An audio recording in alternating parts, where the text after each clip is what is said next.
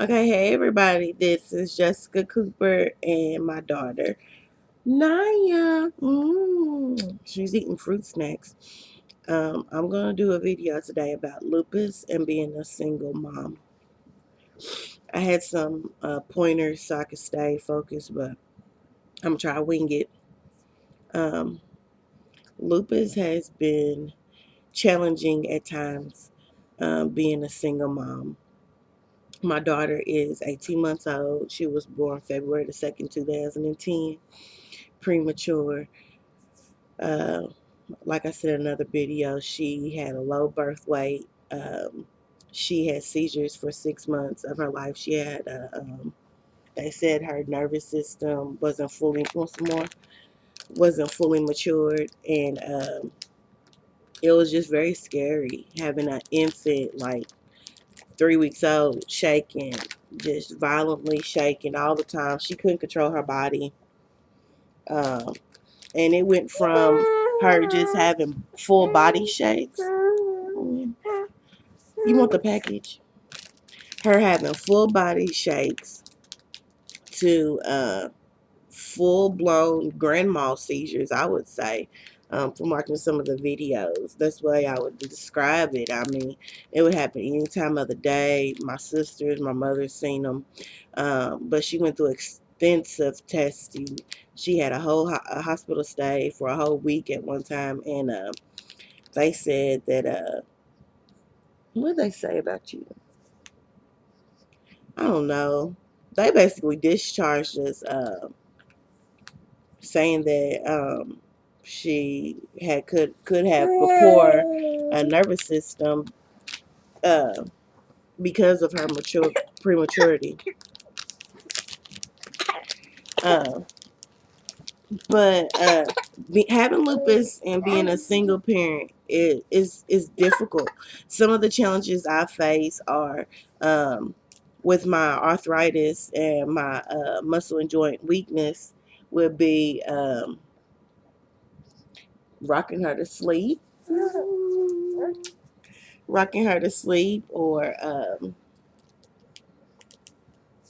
cooking her meals, running after her, um, picking her up out of her crib. Right now, she's 3.5 inches long, and she is 23.5 pounds. And even though it started becoming difficult to pick her up out of her crib at about 5 months, 6 months. She was probably about 17 pounds then. I don't know. I can't remember. Between 13 and 17. Um, but just my arms and legs would go numb, and yes, they did. They would go numb, and it'd just be just a struggle to get her out of her crib. So oftentimes we would co-sleep because getting her out of her crib at night and during the day for naps, it was difficult picking her up. Oftentimes I wouldn't be able to rock her to sleep. I would just have her like this. You want to demonstrate? Lay her in the crease of my arm and let her go to sleep that way. And I would try to sing to her if I had any energy. There's times I cried because I couldn't sing the ABC song to her or Twinkle Twinkle because my energy level is very, very bad. Um, Cooking. In my house, we cook breakfast, lunch, and dinner. She doesn't eat hardly any packaged foods unless it's like a snack, something from the Graduate or Gerber section or something like that. And it's difficult. Um, I'm not the one to cook up a lot of meals and freeze them or put them in the refrigerator. I like fresh food. I like to cook it and eat it. And um, she might have leftovers or something, and I'll put it in the microwave. But besides that, I cook all her meals every day, and it's difficult because I'm weak. I'm weak at times. Like today, I'm very weak. I don't feel like cooking. My mom ordered pizza. You want some fish? Say more. Say egg. Egg. Here you go. So, yeah, I know it sounds like I'm rambling, but I've had good times with my daughter having lupus, and I've had bad times. And it just hurts my heart that I have to think about at 29 years old, times that I might not be able to work and I might have to draw Social Security or disability. Times where I might have to fully let someone raise her because I'm laid up in the bed somewhere or in the hospital and I can't take care of her. Right now, I would consider I have a live-in nanny. Um, I have friends and coworkers who babysit my child often, but my mother has been almost a live-in nanny for the past 6 months at least.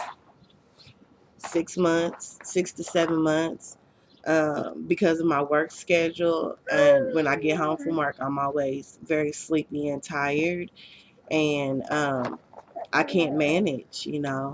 Can't manage to change those diapers or run after her or play with her or give her playtime or do those things with her.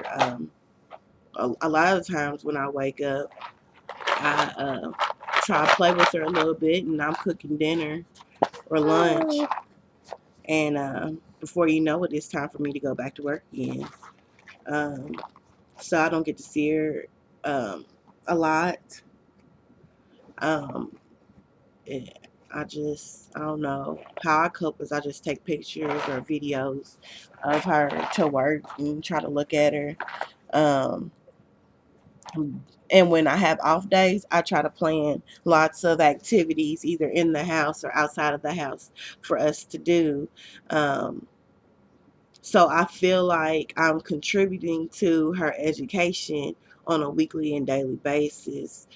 I know the underneath the age of 5 is the prime time to educate your child and instill the basic necessities and values that they will take to adulthood.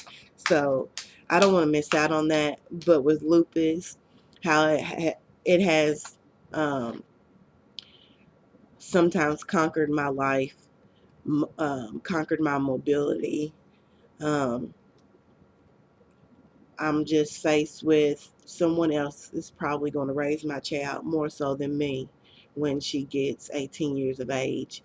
And she looks back on her life and says, who raised me? Um, I did not consciously plan this out as far as how having a child and lupus would coincide. And now I feel like I should have, because it's not fair to her or to me to not have a whole parent. I know some people be like, people with disabilities should be able to have kids too. I do feel that way, but if you can't financially, spiritually, emotionally take care of them along with having a chronic illness, maybe you should rethink it.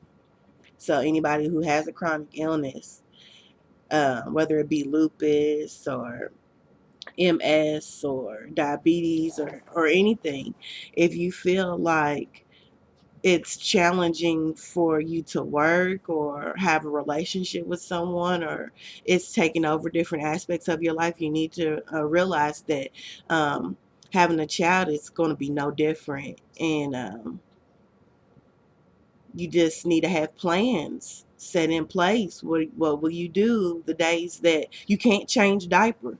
You can't just let your daughter or your son sit in their mess for 12 hours. You're going to call a friend or a family member to come over and help you, or what?